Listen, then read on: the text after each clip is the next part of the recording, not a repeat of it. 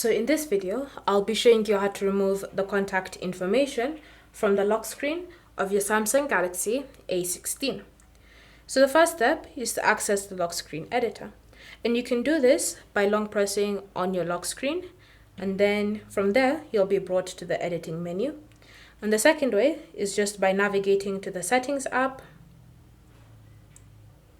And then in settings, you want to select lock screen and edit lock screen.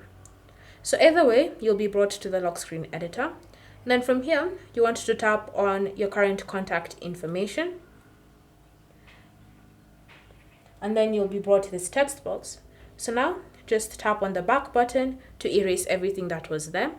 And then tap on done and tap on done again to save and apply the changes.